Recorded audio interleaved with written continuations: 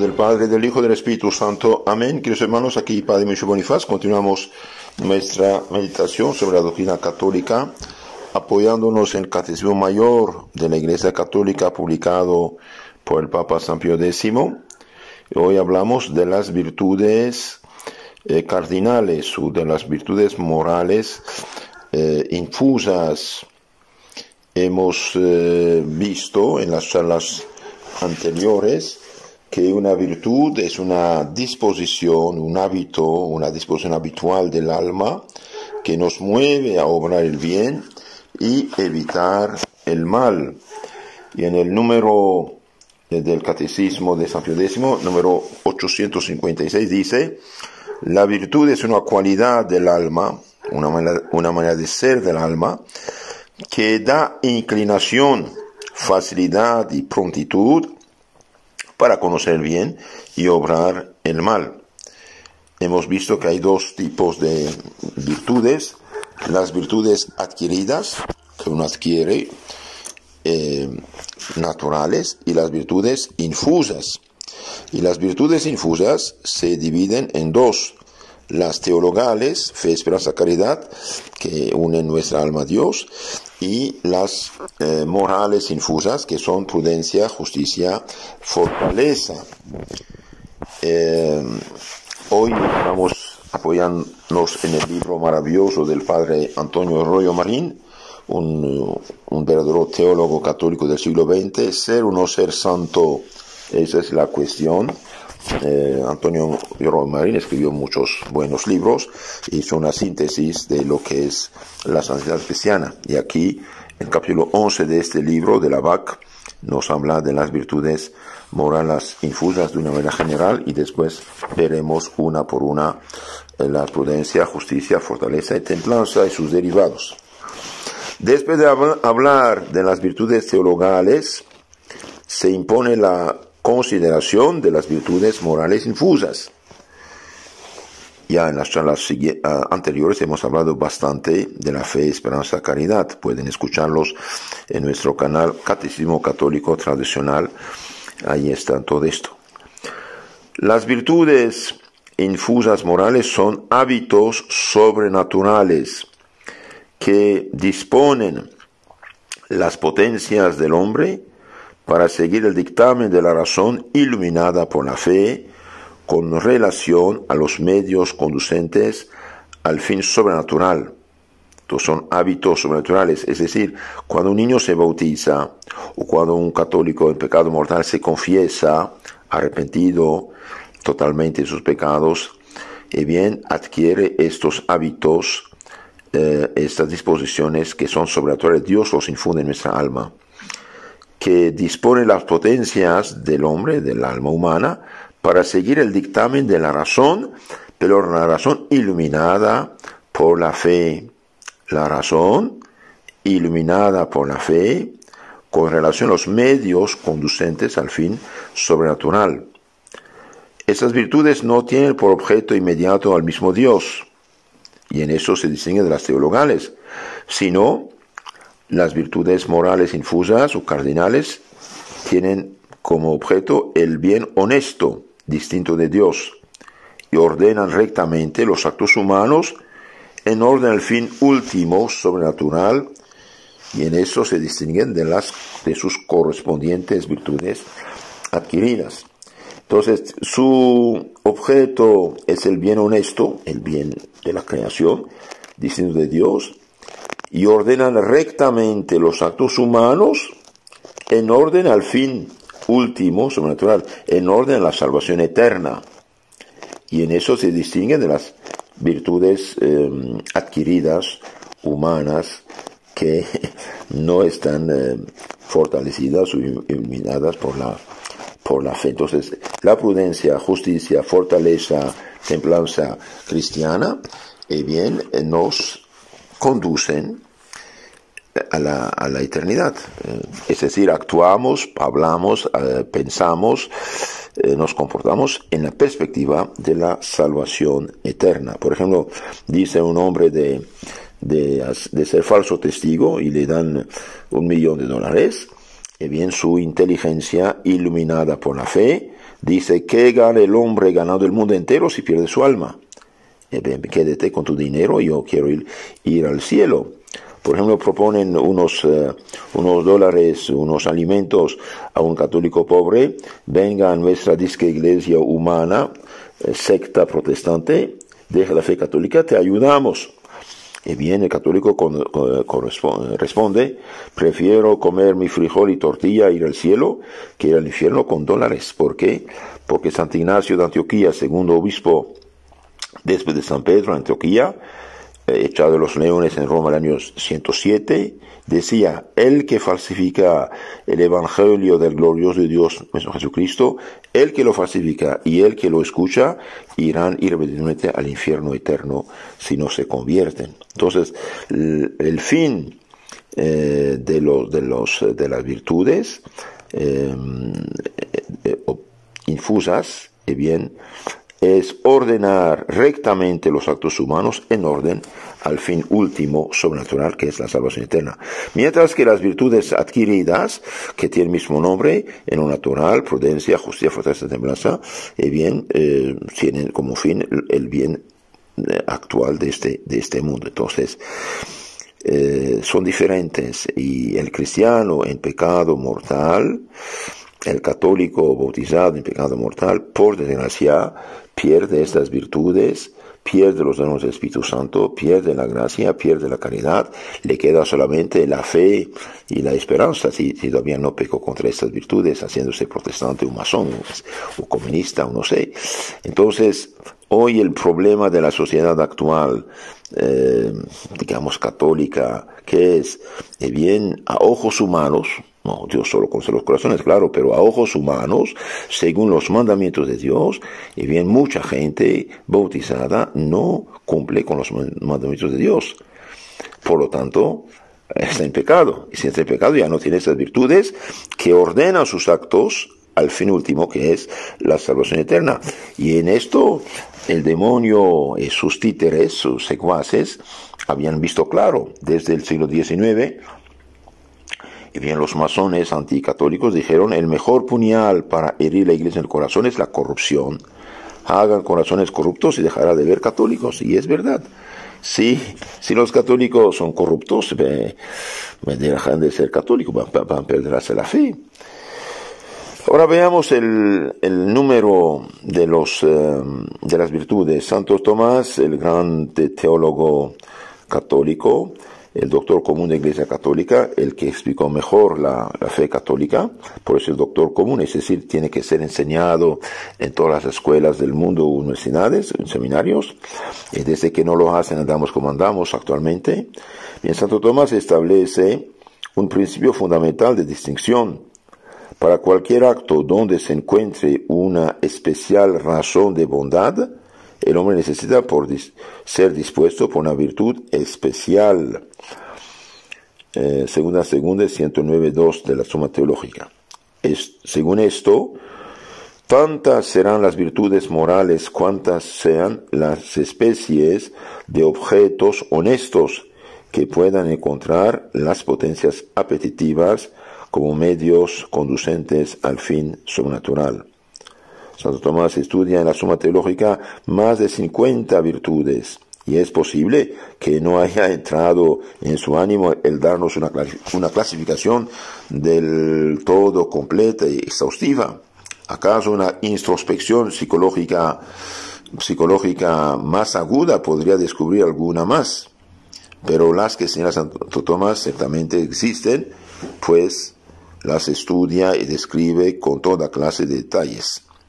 De todas formas, ya desde la más remota antigüedad suelen reducirse las virtudes morales a las 4 principales, a saber, prudencia, justicia, fortaleza, templanza, y reciben el nombre de virtudes cardinales, y cuya existencia consta expresamente en la Sagrada Escritura, donde se dice, ¿amas la justicia? Las virtudes son el fruto de sus esfuerzos, pues ella enseña la templanza y la prudencia, la justicia y la fortaleza, lo más provechoso para el hombre en la vida. Sabiduría 8:7. Las conocieron también como virtudes naturales o adquiridas los filósofos paganos como Sócrates, Platón, Aristóteles, Macrobio, Plotino, Cicero, etc. Hablan de ellas considerándolas como virtudes quiciales. Entonces llamamos las virtudes carnales. Cardenales, ¿por qué? Porque viene del latín cardo, cardinis, y es el quicio de la puerta. Alrededor de eso giran todas las demás. Entre los santos padres fue San Ambrosio el primero, al parecer, que ya los llamó cardinales, aludiendo al quicio de la puerta, del latín cardo cardinis, alrededor del cual giran todas las demás virtudes derivadas de ellas, que constituyen el conjunto total de las virtudes morales infusas. Entonces la persona que vive en gracia tiene estas virtudes juntas, prudencia, justicia, fuerza, templanza, juntas con la gracia, la caridad y los dones del Espíritu Santo. Ahora, el que vive en pecado mortal no las tiene, puede tener una que otra natural adquirida, pero no las tiene juntas. Porque las virtudes y dones del Espíritu Santo en estado de gracia van juntas y crecen juntas como los 5 dedos de la mano. Veamos ahora las propiedades de estas virtudes. Vamos a recoger brevemente algunas propiedades características de las virtudes morales infusas. Acompañan siempre a la gracia santificante y se infunden juntamente con ella. Entonces, una persona bautizada, una persona después de pecados graves se confiesa, recibe la gracia santificante y junto con la gracia santificante recibe la caridad, recibe prudencia, justicia, fuerza, templanza y los dones del Espíritu Santo. Entonces las virtudes morales infusas acompañan siempre la gracia santificante y se infunden por Dios mismo, juntamente con ella se infunde en el alma. Se distingue realmente de la gracia santificante, que es, como ya dijimos, un hábito entitativo que se limita a santificar la esencia del alma, sin hacer nada más por su cuenta, no operativo o dinámico como las virtudes, que son las que producen los actos sobrenaturales bajo la influencia de la gracia actual, que es una moción divina transeúnte y pasajera. Entonces las virtudes no son la gracia santificante, se distinguen realmente de la gracia santificante, que es, como ya dijimos, un hábito entitativo que se limita a santificar la esencia del alma, sin hacer nada más por su cuenta. Es un hábito entitativo y no operativo, dinámico, como son las virtudes. Las virtudes son operativo, dinámico, es para actuar, para producir actos. Y estas virtudes actúan bajo el influjo de otra gracia, que llamamos la gracia actual, que es una moción divina, transeúnte y pasajera. Entonces Dios ilumina la mente, Dios fortalece la voluntad, Dios nos frena, de un cierto modo. Se distinguen específicamente de sus correspondientes adquiridas.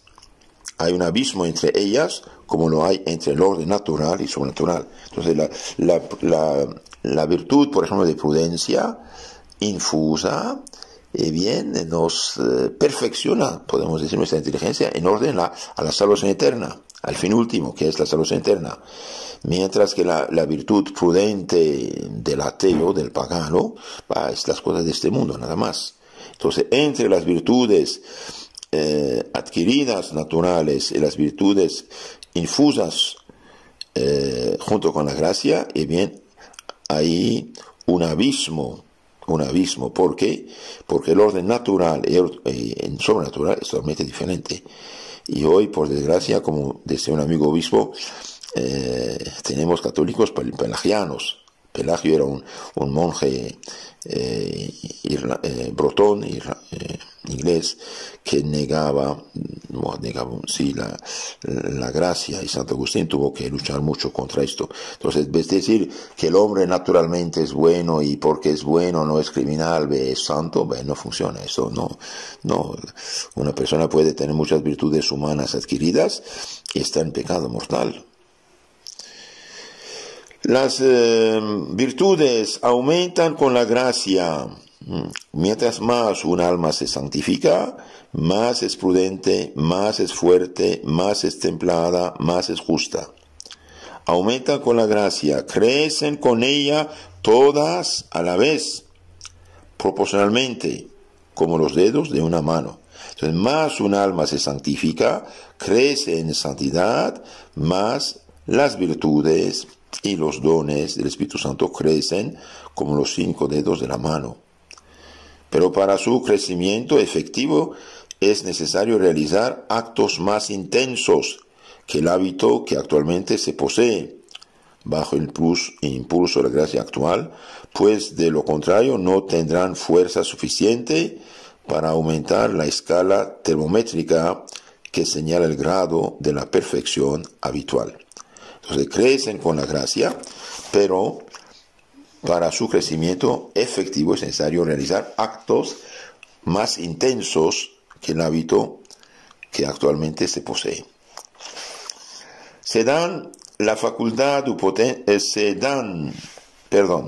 Nos dan la facultad u potencia intrínseca para realizar actos sobrenaturales, pero no la finalidad, no la facilidad para realizarlos, a diferencia de las virtudes adquiridas que sí la dan.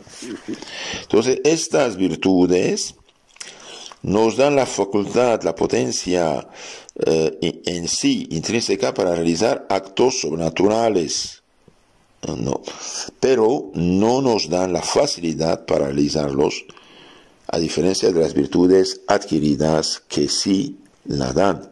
Entonces, queridos hermanos, para crecer en santidad y en virtud, ya lo dije en charlas anteriores, hace falta también adquirir las virtudes naturales, hace falta fortalecerse, hace falta perfeccionarse también en lo humano, en lo humano. Las virtudes infusas nos dan la facultad, potencia para realizar actos sobrenaturales, pero no nos dan la facilidad para realizarlos.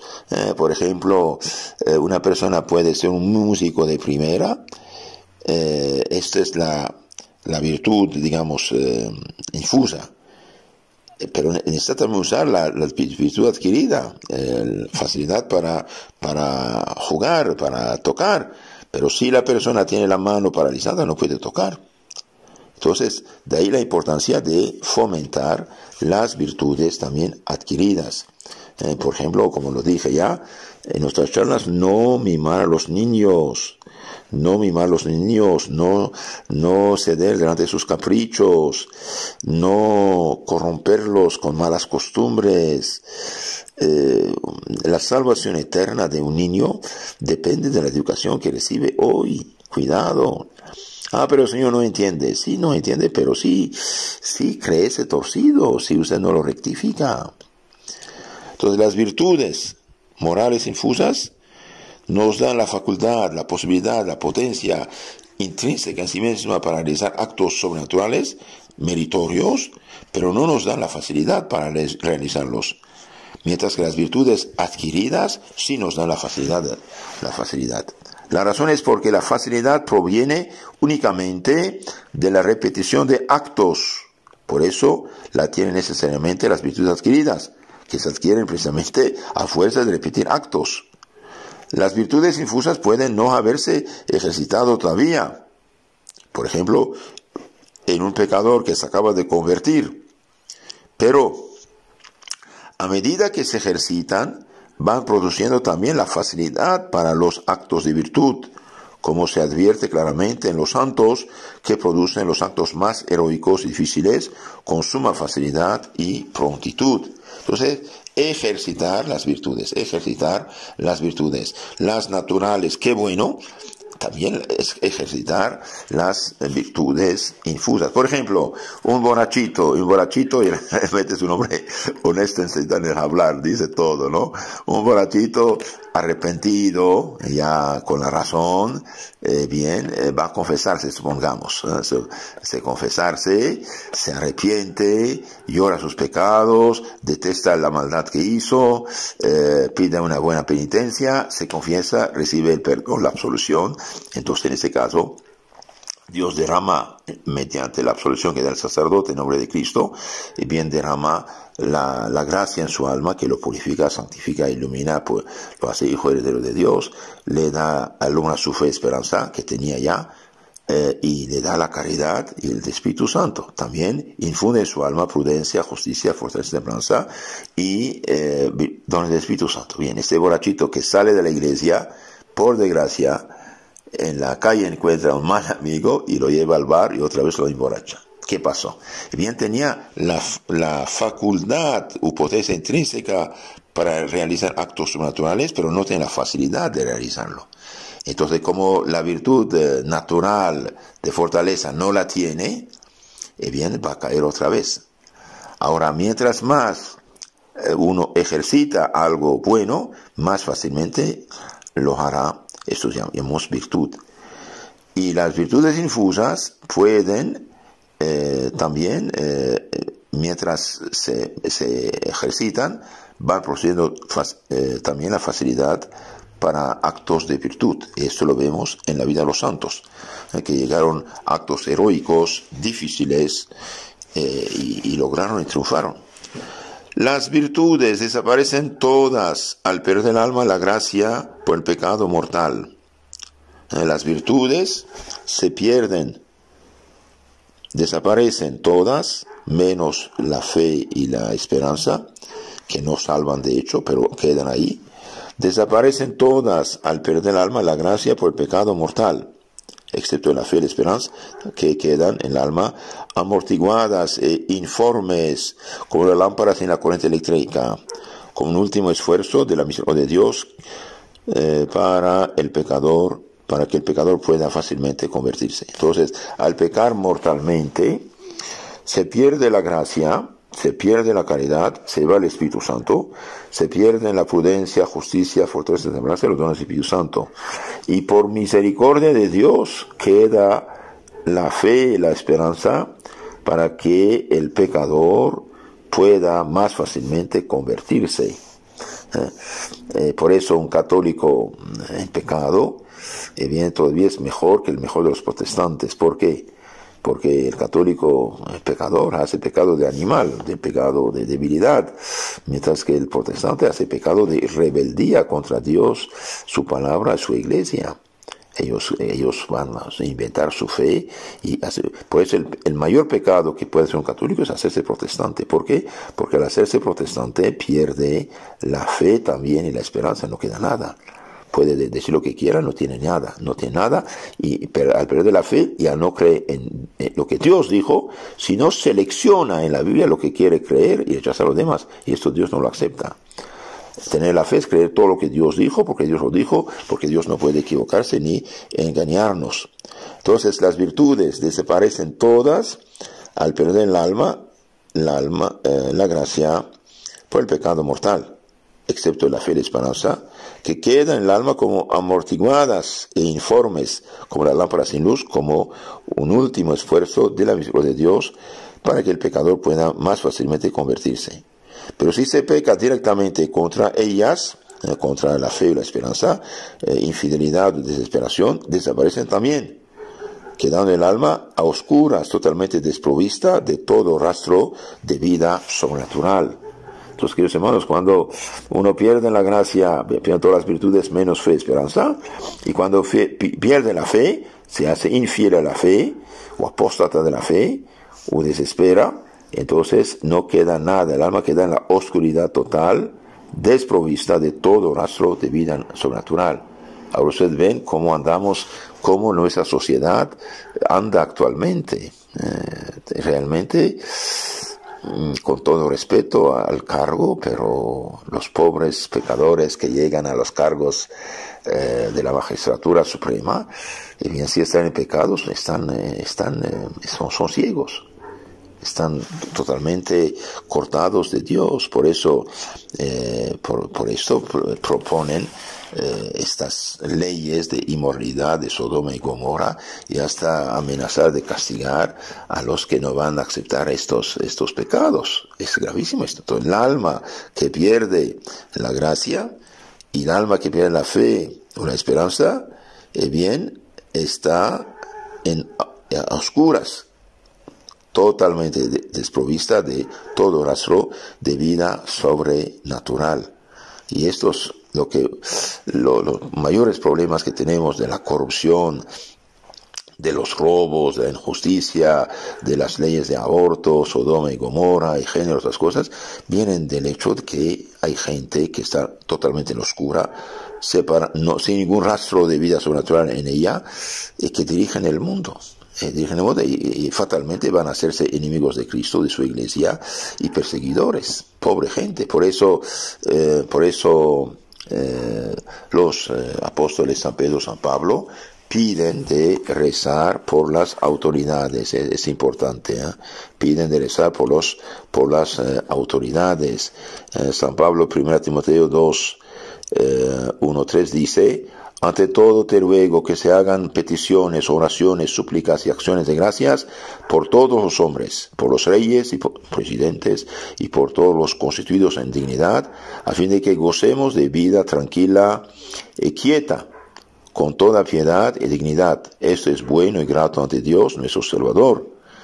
Sí que es importante. Y también un católico nunca debería dar su voto a partidos u hombres que tienen valores anticristianos, que son pro aborto, pro género, pro Sodoma y Gomorra, etc. No es posible, porque al darles el voto lo pone el poder, y esta gente ciega en filosofía, ciega en teología, que está en la oscuridad, desprovista de todo rastro de vida sobrenatural divina, esta va a llevar el pueblo a la ruina, cuidado. Es algo serio, y por desgracia hoy, debido a que la filosofía tomista ya desapareció prácticamente, y la teología, andamos como andamos, las virtudes desaparecen todas al perder el alma, la gracia, por el pecado mortal.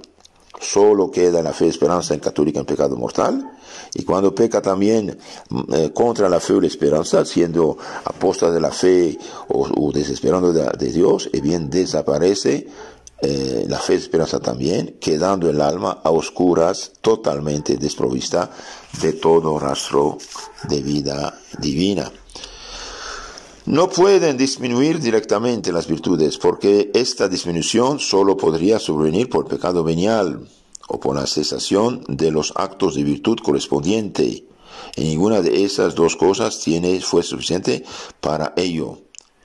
No el pecado venial, porque no destruye ni disminuye la gracia, que es el soporte radical de las virtudes infusas, que permanecen en ella mientras no sea destruida por pecado mortal. Entonces, mientras un alma vive en gracia de Dios, a pesar de sus pecados veniales, bien, todavía las tiene. ¿Por qué? Porque el pecado venial, pequeños pecados, una mentira, un pequeño enojo, para la que escapó, una flojerita, etc., no destruyen la gracia, ni disminuyen la gracia. Y la gracia es el soporte radical de las virtudes infusas que permanecen en ella mientras no está destruida por el pecado mortal.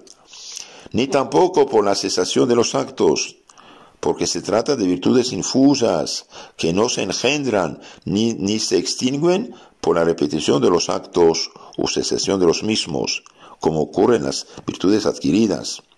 Solo el pecado mortal tiene fuerza suficiente para arrancarlas de cuajo del alma al destruir en ella la gracia santificante, aunque es cierto que el pecado venial y la vida tibia y relajada van predisponiendo poco a poco el alma para esta gran catástrofe. Los queridos hermanos, hemos visto 8 puntos acerca de las propiedades de las virtudes infusas, acompañan siempre la gracia santificante y se infunden juntamente con ella. Se distingue realmente de la gracia santificante, que es como, dijimos, un hábito entitativo que se limita a santificar la esencia del alma sin hacer nada más por su cuenta, y no operativo o dinámico como las virtudes. La virtud es dinámico. Se distinguen específicamente de sus correspondientes adquiridas. Hay un abismo entre la virtud infusa y la virtud adquirida, como hay un abismo entre el orden natural y el orden sobrenatural, el orden de la gracia, de la gloria. Las practicamos imperfectamente con nuestra modalidad humana, a no ser que sean perfeccionadas por los dones del Espíritu Santo, que les imprimen su modalidad divina. Entonces, las virtudes sí las tenemos y las usamos mediante nuestra razón, iluminada por la fe, mientras cuando uno progresa, vienen los dones del Espíritu Santo, las perfeccionan a modalidad divina y son mucho más grande. Aumentan con la gracia, crecen con ella todas a la vez, proporcionalmente como los dedos de la mano, pero por su crecimiento efectivo es necesario realizar actos más intensos que el hábito que actualmente se posee. Nos da la facultad o potencia intrínseca para realizar actos sobrenaturales, pero no nos dan la facilidad para realizarlos, a diferencia de las virtudes adquiridas, que sí lo dan. La razón es porque la facilidad proviene únicamente de la repetición de los actos. Ahora, cuando uno hace actos de virtud, también esas virtudes infusas van a tener facilidad para obrar. Esto lo vemos en los santos que producen actos heroicos y difíciles con suma facilidad y prontitud. Las virtudes desaparecen todas al perder el alma la gracia por el pecado mortal, excepto la fe y la esperanza.